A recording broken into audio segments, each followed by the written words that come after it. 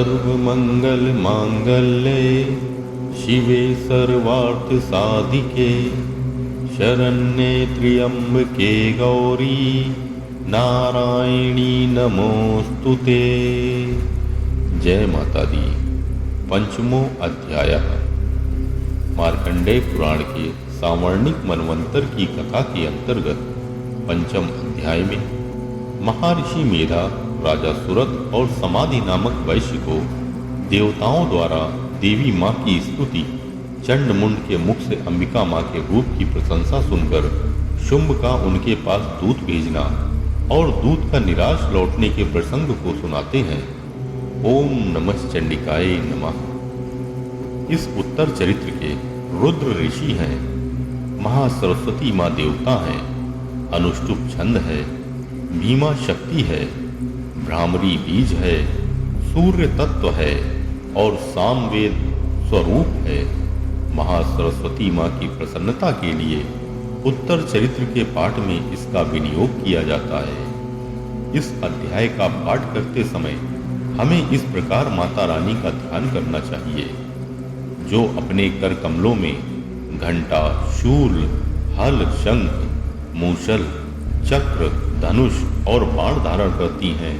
शरद ऋतु के शोभा संपन्न चंद्रमा के समान जिनकी मनोहर कांति है, जो तीनों लोकों की आधारभूता और शुंभ आदि दैत्यों का नाश करने वाली है, तथा गौरी माँ के शरीर से जिनका प्राकट्य हुआ है, उन महासरस्वती देवी माँ का मैं निरंतर भजन करता हूँ।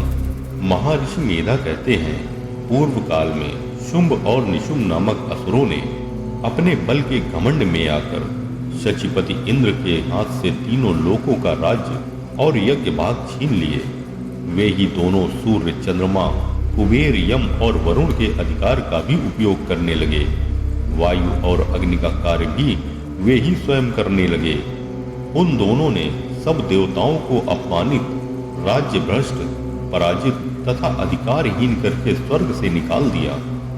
उन दोनों महान असुरों से तिरस्कृत देवताओं ने अपराजिता देवी माँ का स्मरण किया और सोचा, जगदम्बा माँ ने हम लोगों को वर दिया था कि आपत्ति काल में स्मरण करने पर मैं तुम्हारी सब आपत्तियों का तत्काल नाश कर दूंगी।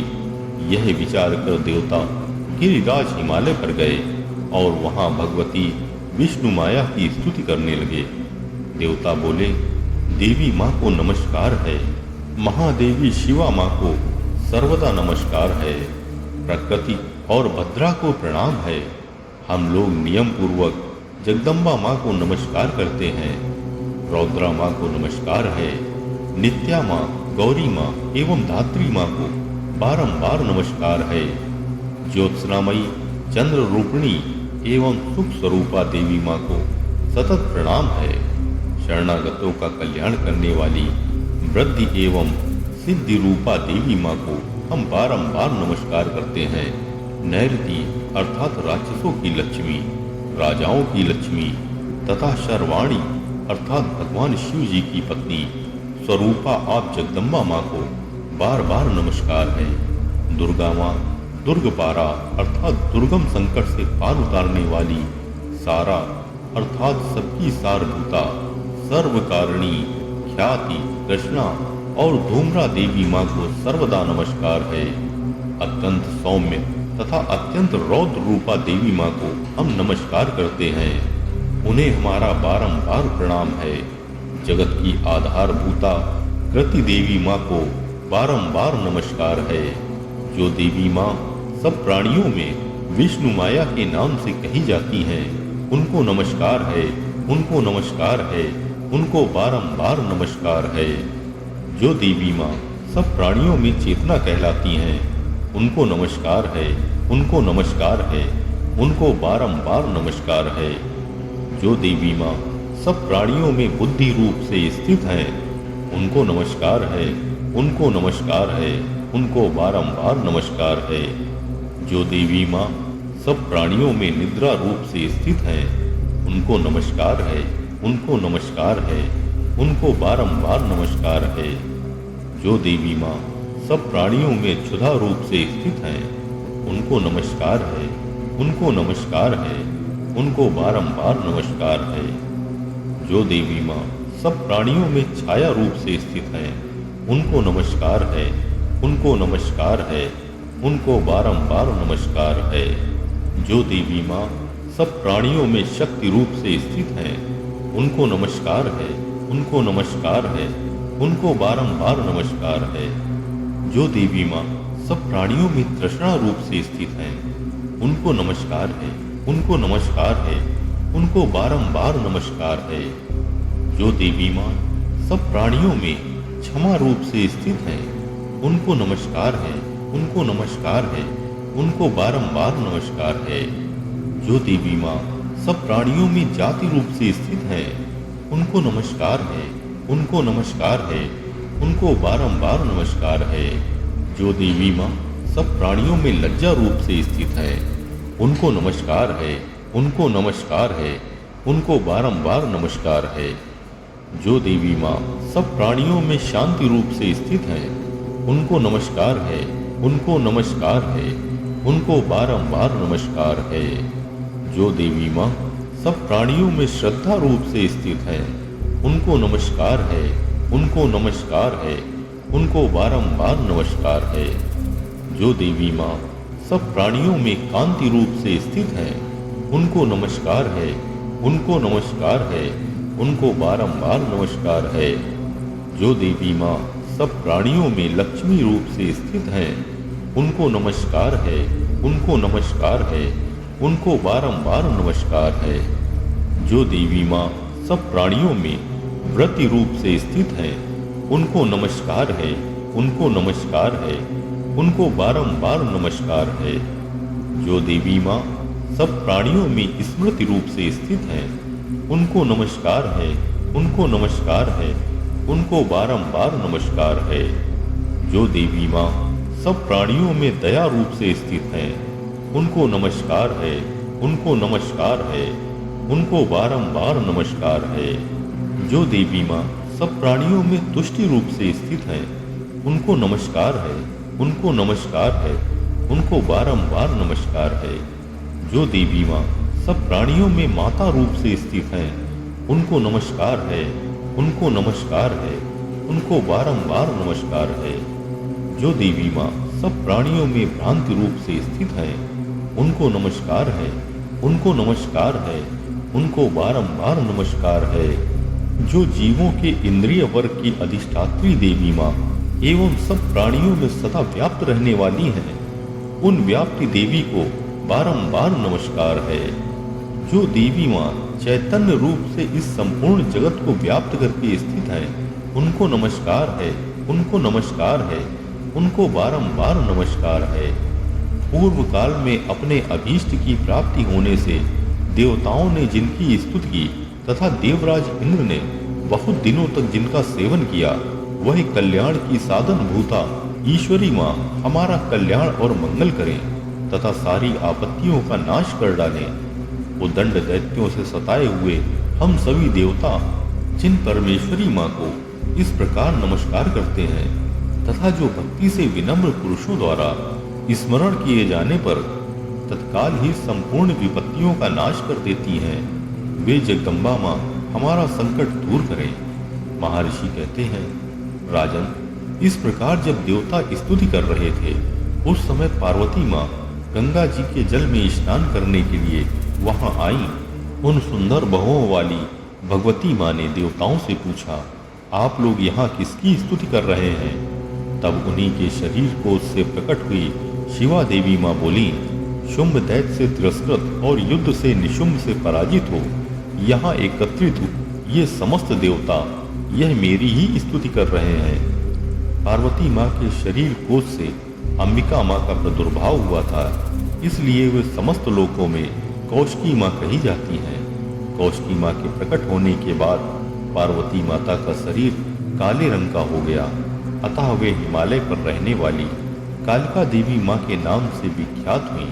तदनंतर शुंभ निशुंभ के भृत्य चंड मुंड वहां आए और उन्होंने परम मनोहर रूप धारण करने वाली अंबिका देवी माँ को देखा। फिर वे शुंभ के पास जाकर बोले, महाराज, एक अत्यंत मनोहर स्त्री है।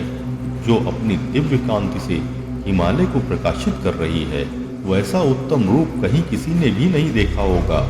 असुरेश्वर, पता लगाइए वह देवी कौन है और उसे ले लीजिए। स्त्रियों में तो वह रत्न है, उसका प्रत्येक अंग बहुत ही सुंदर है तथा वह अपने श्री अंगों की प्रभा से संपूर्ण दिशाओं में प्रकाश फैला रही है। दैत्यराज, अभी वह हिमालय पर ही मौजूद है, आप उसे देख सकते हैं। प्रभु, तीनों लोकों में मणि, हाथी और घोड़े आदि जितने भी रत्न हैं, वे सब इस समय आपके घर में शोभा पाते हैं। हाथियों में रत्नपूत ऐरावत, यह पारिजात का वृक्ष और यह उच्च श्रवा घोड़ा, यह सब आपने इंद्र से ले लिया है। हंसों से जुता हुआ यह विमान भी आपके आंगन की शोभा पाता है। यह रत्नभूत अद्भुत विमान जो पहले ब्रह्मा जी के पास था, अब आपके यहाँ लाया गया है। यह महापद्म नामक निधि आप कुबेर से छीन लाए हैं। समुद्र ने भी आपको इंजलकनी नाम की माला भेंट की है, जो केसरों से सुशोभित है और जिसके कमल कभी कुम्हलाते नहीं हैं। सुवर्ण की वर्षा करने वाला वरुण का छत्र भी आपके घर में शोभा पाता है तथा यह श्रेष्ठ रथ जो पहले प्रजापति के अधिकार में था, अब आपके पास मौजूद है। दैत्येश्वर, मृत्यु की उत्क्रांतिदा नाम की शक्ति भी आपने छीन ली है तथा वरुण का पाश और समुद्र में होने वाले सब प्रकार के रत्न आपके भाई निशुंभ के अधिकार में है। अग्नि ने भी स्वतः शुद्ध किए हुए 2 वस्त्र आपकी सेवा में समर्पित किए हैं। हे दैत्यराज, इस प्रकार सभी रत्न आपने एकत्र कर लिए हैं। फिर जो यह स्त्रियों में रत्न रूप कल्याणमयी देवी है, इसे आप क्यों नहीं अपने अधिकार में कर लेते? महर्षि कहते हैं, चंडमुंड का यह वचन सुनकर शुंभ ने महादैत्य सुग्रीव को दूत बनाकर देवी माँ के पास भेजा और कहा, तुम मेरी आज्ञा से उसके सामने ये बातें कहना और ऐसा उपाय करना जिससे प्रसन्न होकर वह शीघ्र ही यहाँ आ जाए। वह दूत पर्वत के अत्यंत रमणीय प्रदेश में, जहाँ देवी माँ मौजूद थी, गया और मधुर वाणी में कोमल वचन बोला। दूत बोला, हे देवी, दैत्यराज शुंभ इस समय तीनों लोकों के परमेश्वर हैं। मैं उन्हीं का भेजा हुआ दूत हूँ और यहाँ तुम्हारे ही पास आया हूँ। उनकी आज्ञा सदा सब देवता एक स्वर में मानते हैं, कोई उसका उल्लंघन नहीं कर सकता। वे संपूर्ण देवताओं को परास्त कर चुके हैं। उन्होंने तुम्हारे लिए जो संदेश दिया है उसे सुनो।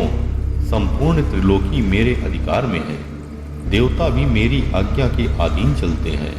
संपूर्ण यज्ञों के भागों को मैं ही पृथक पृथक भोगता हूँ। तीनों लोकों में जितने श्रेष्ठ रत्न हैं, वे सब मेरे अधिकार में हैं। देवराज इंद्र का वाहन ऐरावत, जो हाथियों में रत्न के समान है, मैंने छीन लिया है। क्षीर सागर का मंथन करने से जो अश्वरत्न उच्च श्रवा प्रकट हुआ था, उसे देवताओं ने मेरे पैरों पर पड़कर समर्पित किया है। हे सुंदरी, उनके सिवा और भी जितने रत्नभूत पदार्थ देवताओं, गंधर्वों और नागों के पास थे, वे सब मेरे ही पास आ गए हैं। हे देवी, हम लोग तुम्हें संसार की स्त्रियों में रत्न मानते हैं, अतः तुम हमारे पास चली आओ, क्योंकि रत्नों का उपभोग करने वाले हम ही हैं। चंचल कटाक्षों वाली सुंदरी, तुम मेरी या मेरे भाई महापराक्रमी निशुंभ की सेवा में आ जाओ, क्योंकि तुम रत्न स्वरूपा हो। मेरा वरण करने से तुम्हें तुलना रहित महान ऐश्वर्य की प्राप्ति होगी। अपनी बुद्धि से यह विचार कर तुम मेरी पत्नी बन जाओ। महर्षि कहते हैं, दूत के यूं कहने पर कल्याणमयी भगवती दुर्गा देवी माँ, जो इस जगत को धारण करती हैं, मन ही मन गंभीर भाव से मुस्कुराई और इस प्रकार बोली। देवी माँ ने कहा, हे दूत, तुमने सत्य कहा है, इसमें तनिक भी मिथ्या नहीं है। शुंभ तीनों लोकों का स्वामी है और निशुंभ भी उसी के समान पराक्रमी है, किंतु इस विषय में मैंने जो प्रतिज्ञा कर ली है उसे मिथ्या कैसे करूं? मैंने अपनी अल्प बुद्धि के कारण पहले से जो प्रतिज्ञा कर रखी है उसे सुनो। जो मुझे संग्राम में जीत लेगा, जो मेरे अभिमान को चूर्ण कर देगा तथा संसार में जो मेरे समान बलवान होगा, वही मेरा स्वामी होगा। इसलिए शुंभ अथवा महादैत्य निशुंभ स्वयं ही यहाँ पधारें और मुझे जीतकर शीघ्र ही मेरा पाणी ग्रहण कर लें। इसमें विलंब की क्या आवश्यकता है? दूत बोला, हे देवी, तुम घमंड से भरी हो, मेरे सामने ऐसी बातें ना करो। तीनों लोकों में कौन ऐसा पुरुष है जो शुंभ निशुंभ के सामने खड़ा हो सके? हे देवी, अन्य दैत्यों के सामने भी सारे देवता युद्ध में नहीं ठहर सकते, फिर तुम अकेली स्त्री होकर कैसे ठहर सकती हो? जिन शुंभ आदि दैत्यों के सामने इंद्र आदि सब देवता भी युद्ध में खड़े नहीं हुए, उनके सामने तुम स्त्री होकर कैसे जाओगी? इसलिए तुम मेरे ही कहने से शुंभ निशुंभ के पास चली चलो। ऐसा करने से तुम्हारे गौरव की रक्षा होगी, अन्यथा जब वे केश पकड़कर घसीटेंगे तब तुम्हें अपनी प्रतिष्ठा खोकर जाना पड़ेगा। देवी माँ ने कहा, तुम्हारा कहना ठीक है, शुंभ बलवान है और निशुंभ भी बड़े पराक्रमी हैं, किंतु क्या करूं, मैंने पहले बिना सोचे समझे प्रतिज्ञा कर ली है। अतः अब तुम जाओ, मैंने तुमसे जो कुछ कहा है वह सब दैत्यराज से आदर पूर्वक कहना, फिर वे जो उचित जान पड़े करें। ओम नमश्चंडिकाय नमः। श्री मार्कंडेय पुराणे सावर्णिके मन्वंतरे देवी महात्म्ये देव्या दूत संवादो नाम पंचमो अध्यायः। ओम तत्सत्। जय माता दी।